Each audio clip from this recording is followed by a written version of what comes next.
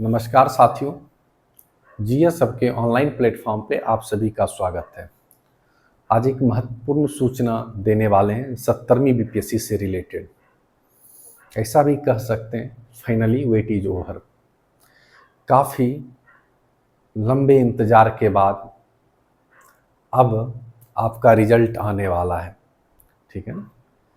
तो 24 घंटे के अंदर आपको रिजल्ट देखने को मिल जाएगी। यानी कल सैटरडे है, कल 100% आपका रिजल्ट आ रहा है। 2035 सीटें थी, है ना। 2035 सीटें थी जिसमें 200 बिहार एडमिनिस्ट्रेटिव सर्विस थे। बिहार एडमिनिस्ट्रेटिव सर्विस की सीटें हैं और 136 जो है DYSP, यानी 200 लोग SDC या STM बन जाएंगे और 136 लोग DYSP बन जाएंगे। और भी पोस्ट हैं लेकिन ये दोनों हाईलाइटेड पोस्ट होते हैं। तो कल आपका रिजल्ट आ रहा है, तो एडवांस में आप लोगों को कॉन्ग्रेचुलेसन जिनका सिलेक्शन होगा। मुझे भी इंतज़ार है क्योंकि मेरे यहाँ से भी लगभग 1800 बच्चों ने मेंस लिखा था और 1800 में से लगभग 500 से 600 के आसपास इंटरव्यू दिए। सबका लिस्ट है। अब कल से खरीद बिक्री भी शुरू होगी। हम तो बहुत लड़कों का लिस्ट पहले ही दे दिए, चाहे इंटरव्यू वाले ग्रुप में हो, ऐप वाले ग्रुप में है या सोशल मीडिया जाके चेक कर लीजिए। हम पहले ही क्लियर बता दिए कि ये लोग टॉपर कैटेगरी के हैं और टॉपर लिस्ट में रहेंगे। नहीं बिलीव है तो जाके लिस्ट देख लीजिएगा, ठीक है ना।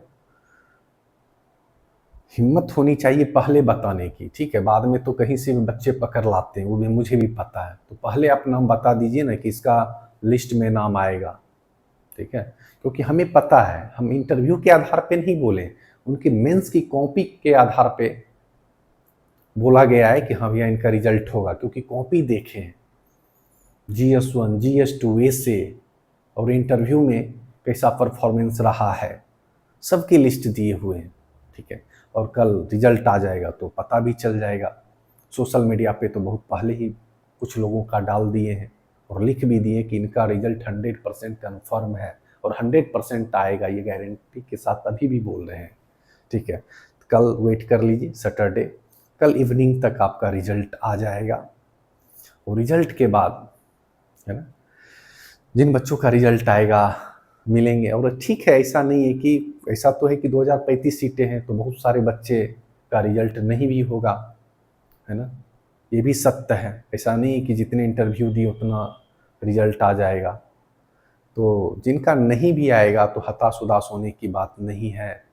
आगे बेहतर करना है और आगे भी अच्छे तरीके से कोशिश करके एग्ज़ाम देनी है, ठीक है ना। कल का इंतज़ार करिए और उम्मीद है जितने लोग मेरे यहाँ इंटरव्यू दिए हैं, मेंस लिखे हैं, उन सभी का रिजल्ट हो जाए। और एक टीचर के लिए खुशी की बात क्या हो सकती है। मेरी खुशी तो आप लोगों में है। जब आप लोग अच्छा परफॉर्म करिएगा, आप लोगों का रिजल्ट आएगा, इससे ज़्यादा एक टीचर को कुछ नहीं चाहिए, ठीक है ना। तो कल का इंतज़ार कर लीजिए, कल 100% रिजल्ट आ रहा है। अब 72वीं में कुछ लोग लगे होंगे, ठीक है, डिस्टर्बेंस तो हुआ होगा, ये पता है, ठीक है, कि जब रिजल्ट की प्रक्रिया चलती रहती है, आज आएगा, कल आएगा, परसों आएगा, 5 दिन बाद आएगा, तो पढ़ाई नहीं हो पाती है, सच मानो तो, ठीक है। लेकिन कल आ जाएगा। इसके बाद भी 30-35 दिन बचे हैं। तो जो लोग पहले से PT मेंस निकाल चुके हैं, दिक्कत नहीं होगी, ठीक है। 30-35 दिन में आप अच्छे चीज़ों को गो थ्रू कर सकते हो, ठीक है ना, बेहतर कर सकते हो। तो कल से हमारी एक बैच भी स्टार्ट हो रही है, निर्णायक बैच।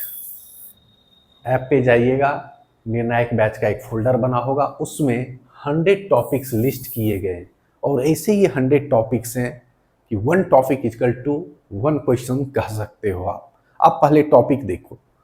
यदि आप BPSC previous year question solve किए होंगे, अच्छे से एनालिसिस किए होंगे, तो आपको पता होगा ये जो 100 टॉपिक यहाँ करवाए जाएंगे, यहाँ से क्वेश्चन आने के चांसेस रहते हैं।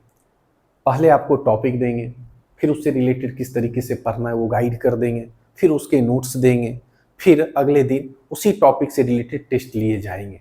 तो मानो 30 दिन तक ये लगातार आप करोगे, 1000-1200 क्वेश्चन बना लोगे, वो भी ऑथेंटिक क्वेश्चंस, तो पीटी तो क्वालिफाई हो जाएगा, और सारे लगभग 80% जो क्वेश्चन आएंगे कंसेप्चुअल बेस्ड आएंगे। तो आप लोगों को अच्छे से निर्णायक बैच में टेस्ट देना है, जो भी टारगेट मिलेंगे वो टारगेट कंप्लीट करना है, डेली का रिपोर्ट देना है। यदि डेली रिपोर्ट नहीं दीजिएगा तो आपको ऐप से बाहर भी किया जा सकता है, ठीक है। तो चलिए, ये था निर्णायक बैच का 100 टॉपिक्स देंगे, और जितने भी इंपॉर्टेंट नोट्स हैं सब मिल जाएंगे। तो लास्ट 30 दिन खुद के लिए निकाल लीजिए।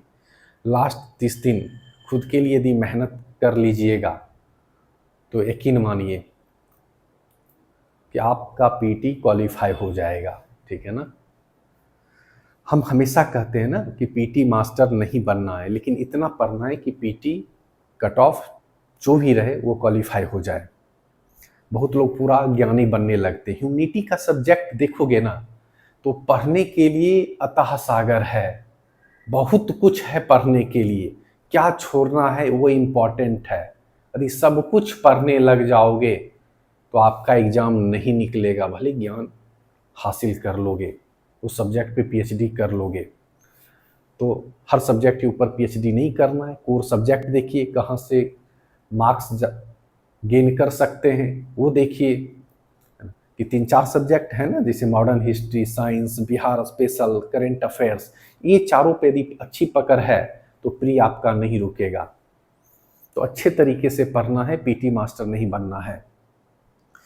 एक सुकरात का मर्म सुने होंगे, एक लाइन है,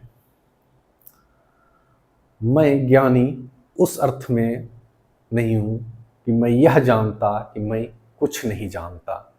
मतलब सीखने के लिए बहुत कुछ सीख सकते हैं, स्कोप तो बहुत कुछ है, ठीक है। एक कहा गया है, एक और लाइन, जो सीख रहा है वह जिंदा है और जो सीखना बंद कर दिया वह जिंदा लाश है।